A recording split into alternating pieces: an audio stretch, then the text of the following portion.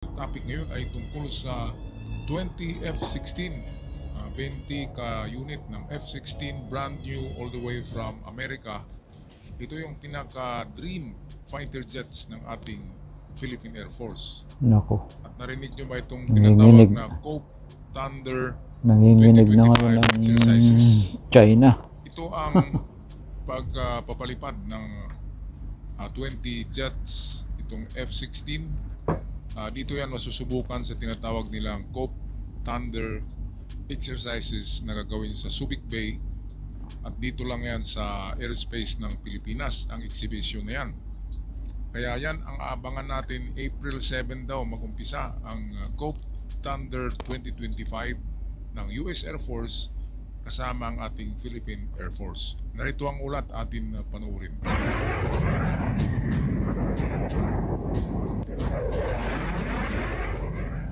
China is panicking, and for good reason. 20 American F-16 fighter jets have just touched down in the Philippines, sending shockwaves through the Asia-Pacific region. Is this a warning, a message, or the first step in a new balance of power? Ito ang kinagagalit ni Xi Jinping nang marinig ito na aprobado na sa US Congress ang pag-deliver nitong 20 F-16 5th generation fighter jets ito. 5th generation, ibig sabihin matindi yan. Bago pa ito. Bago pa kasi ang fighter jets ngayon ng Amerika na pinakabago ay 6th generation. Kaya itong 5th generation ay ang galing-galing nito ng mga jet fighters. Ito yung may mga may mga records na ginawang pambubomba at dogfights. F-16 ay formidable, kinakatakutan yan ng mga kalaban ng Amerika. Kompleto rin yan, upgraded, and most of all ay brand new. Na ibibenta daw yan sa Pilipinas, $5.5 billion ang 20 ka-units ng F-16. Kaya ang China ay nakaihi. Si Jinping nasa yung kanyang pantalon nang marinig ito. Nakaihi pala sa takot. Brand new eh. Ay, nako. Imagine, kung sabay-sabay nalilipad yan tapos targetin yung kanyang aircraft carrier ng 20 ka missile sabay-sabay, di ba? Lubog yun. Lubog, di ba? Kaya sino bang hindi matakot yan? Si Jinping ay nanginig pala. Nakaihi sa salawal. Pilipinas daw at Amerika ay nag-umpisa na ng itong hindi magandang ginagawa sa Indo-Pacific. Mukhang mali yata kasi nakarating ang China hanggang Australia eh. Diba narinig nyo yung gumagawa sila doon ng exercises mismo sa harapan ng Australia, ang layo-layo ng Australia sa China. Nasa likuran niya ng Pilipinas. Gumagawa sila ng sila doon, nagpro-provoke sila ng at nagpaputok sila doon, mayroong exercise nila, drill. Kaya nga pati Australia binubuli nitong China eh. Wala talagang walang respeto sa bansa, sa economic zone, sa teritoryo at sa soberenya ng bansa. Mantakin nyo naman ang layo-layo na ng Australia, pinuntahan pa at ginawa nila sa West Philippine Sea. Grabe, walang takot talaga itong mga insignia ito. Sumubra na. Kaya dapat aksyonan ito para matapos na, di ba mga kababayan? Okay, balik tayo sa balita. Buckle up, because what's happening right now could redefine the military landscape of the South China Sea forever. China has warned the Philippines against purchasing F-16 fighter jets from the US, saying that the deal was threatening regional peace. The Chinese reaction pakialam ng China kung gusto nating bilhin yan. Ay, ano sila? 20 F-16 fighting Falcons from the United States Air Force have arrived at a Philippine air base in a move that's anything but routine. This is no drill. This is no exercise. This is strategic military posturing at its most precise and calculated level. Ito ang sabi ng ating gobyerno ay bumili tayo nito dahil hindi para gamitin sa China o sa anumang bansa, kundi depensa ng airspace. Hindi tayo makikipag gera. Dami-daming depensa natin yan. Ng China, hindi tayo obra kung tayong atake doon. So sinasabi nga ng mga eksperto sa gera na ang Pilipinas ay gumagamit ng asymmetrical warfare. Ibig sabihin yung parang hindi pa narinig na mga ano, 'di ba? Asymmetrical warfare kasama yata diyan ang ano yung pagkulam. Yung mga taga-Sikihor, 'di ba, maraming nangkukulam daw doon. Yan ay asymmetrical warfare, yung pagkulam. Ayan. Kaya bududalas lang ang katapat ng Inchik eh. Yang si Xi Jinping dapat gawan niya ng bududal at tusok-tusukin ng karayom, di ba? Para magkabutas-butas ang ano niyan, ang bayag niyan, di ba? Targetin Tusukin ng bayag, para lumubo. Bayag yan sa ano, sa Sikihor, kung totoo yung kulam na yan, kulamin nyo na si Xi Jinping at si Digong, di ba? Para tapos na yung mga kawalang hiyaan na yan. Okay, so ito na Palubuhin ng ano, utin. fighter jets ng Philippine Air Force. Marami ang natuwa, marami ang pumalakpak ng mga membro. Meron tayong 700 pilots eh. Kulang lang tayo ng eroplano.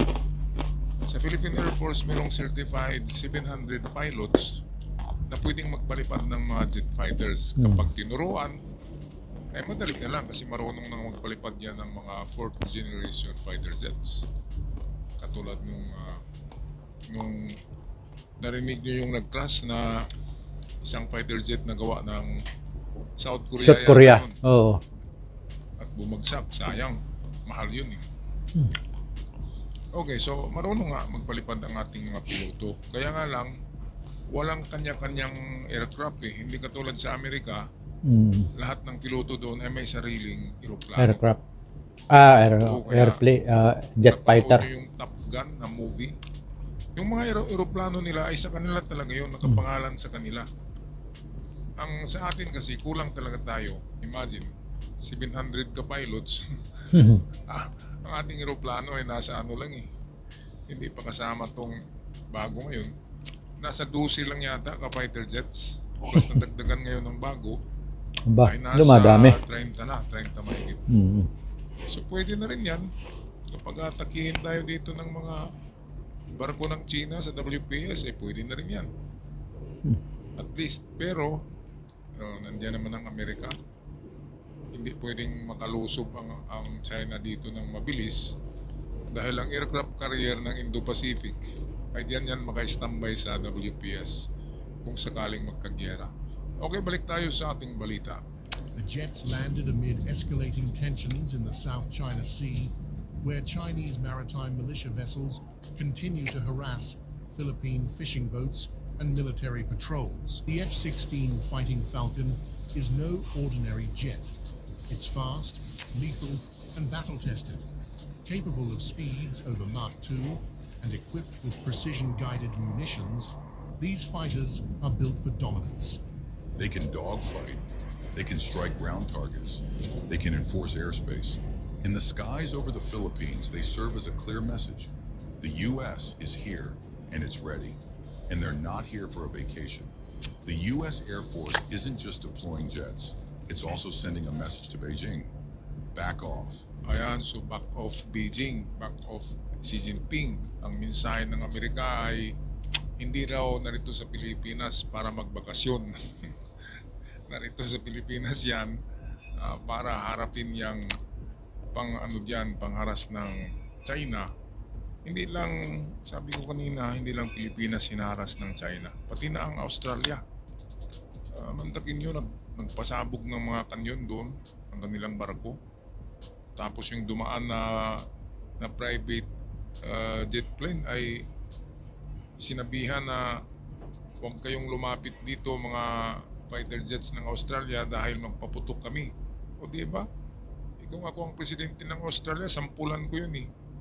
Palubugin ko yung kung ako ang presidente para matapos na ang pangharas ng Inchik. O tingnan, diba?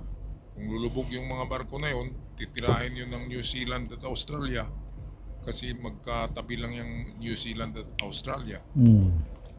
Bigyan ng sampul para hindi na Durog yung mga yung Chino na yan. kasing layo-layo ng China. Magiging noodles ang kanilang Diba? jet fighter. Pupunta na yan ng NATO. NATO na naman ang pasiklaban yan. Kaya kung ako ang taga-NATO o taga-Australia dyan, ay palupugin ko talaga yung mga barko na yan. Ito lang naman yun. Diba? Para matapos na. Para matakot silang Palupuhan ng mga insik na yan. dadais-dais dyan sa mga sovereign niya. Palubugin? Mantakin nyo kung Australia ang pupunta sa harapan ng China, hindi magpapasabog ng mga kanyon, di ba? Gagawin at gagawin nila na yan pag hindi sila natakot. Si Xi Jinping, Diba? grabe naman. Kaya nga ang Australia ngayon ay bumibili na rin ng Australia ngayon ng mga bagong barko, bagong jet fighters, at parang sa Pilipinas ay pinapalakas din nila ang kanilang armed forces. Okay, balik tayo sa ating balita tungkol dito sa 20 F-16 Fighting Falcons ng Pilipinas. Where the Philippines is set to receive 20 F-16 fighter jets from the US in a deal designed to boost Manila's capability to counter China's expansionism in the region. The US State Department approved the possible sale of 20 F-16 jets. After the approval of the US Congress, the fifth-generation fighter jets will be added to Manila's defense arsenal. Now, Ganda the yan. deal has obviously irked China. Beijing reacted to the deal by accusing Reacted the to US the deal. and the Philippines Pakialam nyo. of threatening regional peace. Threatening. Threatening regional peace. Walang hiya talaga yung insik na yan. Sila nga yung Kailangan nagkaguluhan eh. nangangagaw sila ng ano eh. Tayo pa naman ay nag-threat ng regional peace. Bumili nga tayo niyan dahil ginugulo tayo, binubuli. Di ba mga kababayan? Iba talagang Kaya utak itong ng ano na yan. isipan ng mga insik ay pareho talaga sa Sino? mga titiis, no? Pareha kay Harry Roque. Pareho diyan sa mga titiis vlogger kay Maharlika, di ba? Kay Punyakira. Iba ang kanilang pag-iisip eh. Sila yung nambubuli. Utak noodles. Tapos sasabihin na ang Pilipinas ang nagbigay ng regional threat. Ibig sabihin yung parang panganib. Bakit panganib? Kukunti lang Depensa naman ang natin barko yan, eh. Kukunti lang ang eroplano natin. Bakit panganib? Yung sa China ang panganib dahil napakaraming ballistic missiles, napakaraming eroplano, barko, sundalo, sila yung threat. 20 pa nga lang yan, natatakot na sila. Depensa lang sa atin. Sasabihin na nga nila, panganib na. Tayo sa teritoryo natin. Kapag atakihin natin, make that kapag atakihin tayo nila, ang insik atake na sa Pilipinas, of course, Meron tayong depensa. harap muna tayo sandali, di ba? Paputok ang din, takbo na tayo. Ganyan naman ang tinatawag na asymmetrical warfare ng Pinoy. Takbo sa bundok at pagdating sa bundok gagawa ng mga patibong kawayan yun. na yung parang mga bitag. Patay sila dun. Matutusok yung yung mga umakyat na insik, matutuhok ng mga kawayan na matulis. Yun ang sinasabing asymmetrical warfare. Doon na sila matatalo. Dahil hindi nila alam yan. Ang alam nila ay gera lang eh. Pero hindi nila alam yung nambibitag ng mga baboy damo, ng mga unggoy, ganyan yung mga asymmetrical warfare na guerrilla warfare na tinatawag. Kaya pag nasa bundok ng labanan, talo na tong mga insik. Yari sila. Pero kapag yan sa WPS, mahirapan tayo dyan, mga kababayan. Kaya isang putok lang dyan, takbo na, di ba? Takbo na sa bundok. Okay, tapusin natin tong video. Ito, courtesy ito ng PTV4 at tingnan. Para sa AFP modernization, ang balak na pagbili ng Pilipinas ng F-16 fighter jets mula sa Estados Unidos. Mga piloto ng Philippine Air Force nagkaroon naman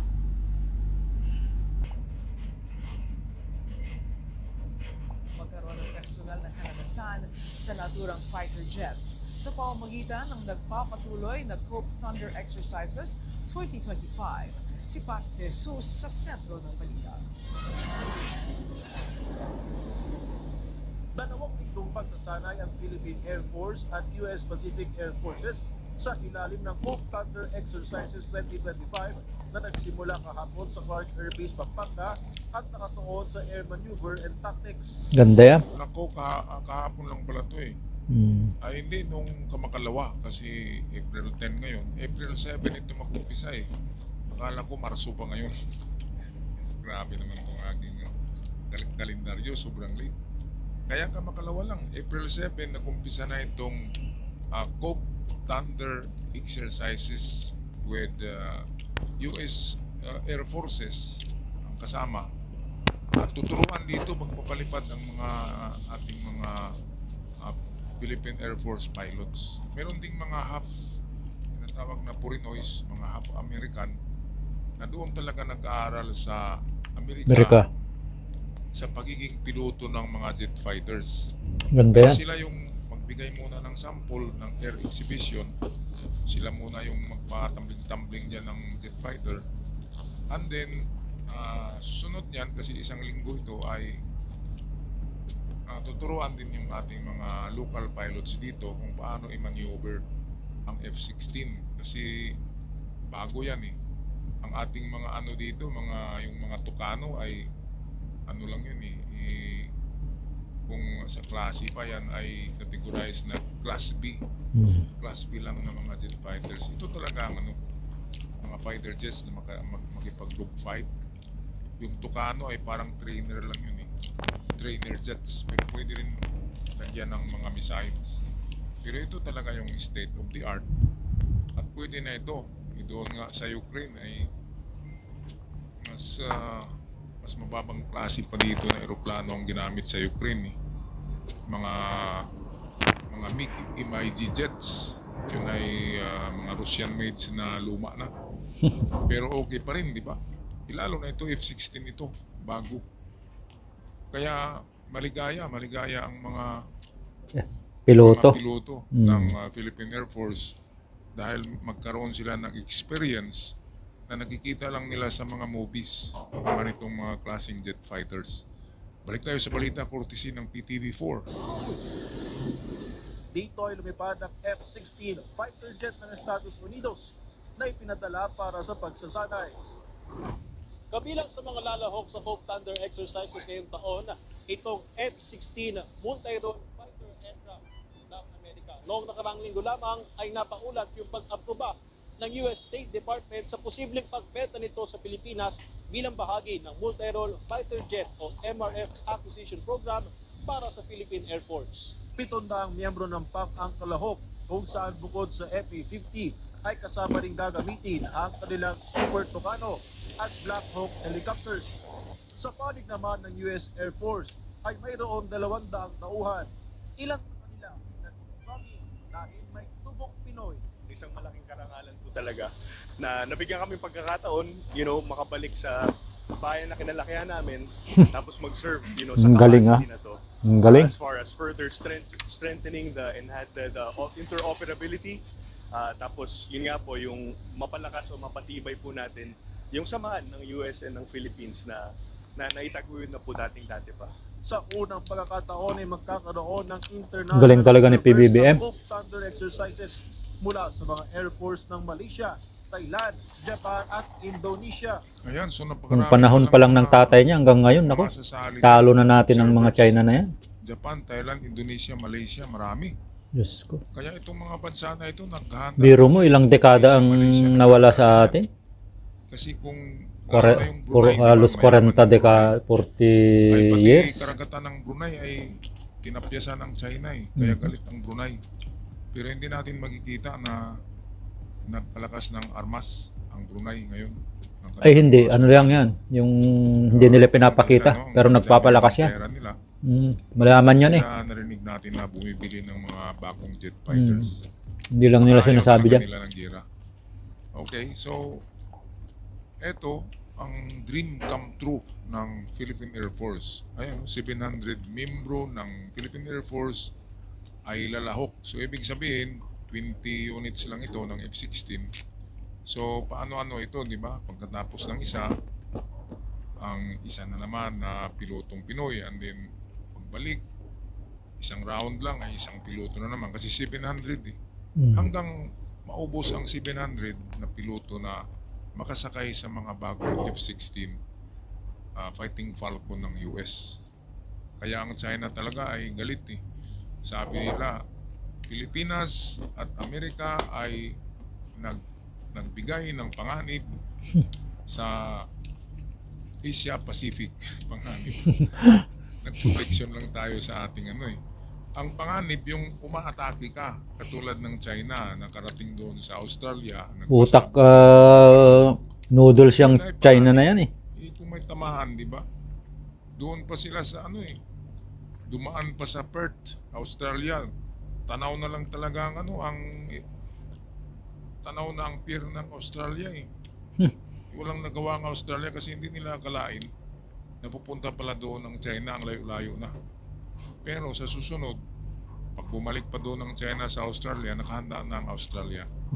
Dahil sa alam na ng Australia na meron palang plano ang China na girahin din ng Australia dahil yung ginagawa nila na exercises, sinusukat lang nila ang distansya ng Australia at dagat kung saan naroon yung barko nila, kung aabot ba yung mga armas, yung mga kanyon. Yun na. Meron lang silang inaano doon, i-estimate kung saan sila Muutak yan eh. mag-umpisang magpaputok Utak noodle. pag nagkagira. Iniikot-ikutan din ng Australia eh. Mantakin yung mga kababayan. Kaya sa Palawan, ganun din yung ginawa nila. Umikot-ikot yung dalawang destroyer nila sa Palawan. And then kung hindi talaga tayo magtapang-tapangan, ay buong Pilipinas na ang iikutan ng mga destroyers. Dapat yan, Mga barko ano yan na eh. pandigmaan ng Huwag China. nilang Alright, napasukin. tapusin natin ang video courtesy ng ating PTB4. Sa harap naman ng pagpapaigting sa ating kakayahang pangdepensa, tiniyak ng Malacanang ang suporta ni Pangulong Ferdinand R. Marcos Jr. sa AFP Modernization Program. Ayan, kudos kay PBBM. BBM dahil sa kanyang Galing talaga. matapang na mga desisyon dito. Well, ito si Attorney Claire Castro ating pakinggan. Lahat ng paraan, pagkakataon, lahat ng kakayanin, kung may mga budget po tayong kakailanganin, yan po ay gagawin ng ating Pangulo. Muli ring iginiit ng pamahalaan na ang mga hakbang na ito ay hindi laban sa partikular na bansa, kundi bahagi lamang ng pagpapabuti ng ating depensa. Totoo Correct, ito mga correct. kababayan.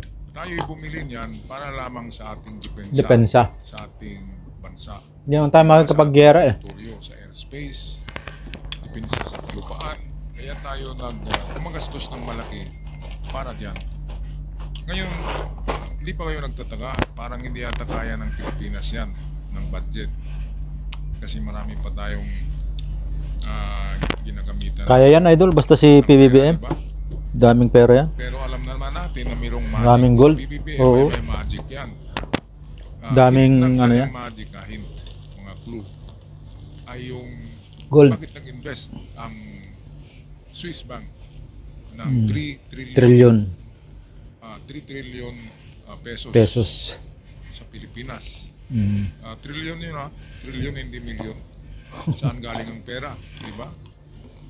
Nagsasayang ba ng pera ang Swiss Bank? O ito'y may kaugnayan sa mga ginto ng mga Marcos sa Swiss Bank? Di ba? Kaya dyan sa project na yan ng pagpaganda ng Armed Forces at ng Philippine Air Force, diyan tayo magtaka, ang laki-laki na, $5.5 billion yung mga aeroplano na yan, yung 20 F-16, pero kayang-kaya yan ng ating gobyerno. Bakit ba? Sabi ko na, mayroong magic si PBBM. At baka lang ha, hindi tayo sigurado. Baka nakatulong dyan ang tinatawag na Marcos Gold. Sana naman, di ba? May naman.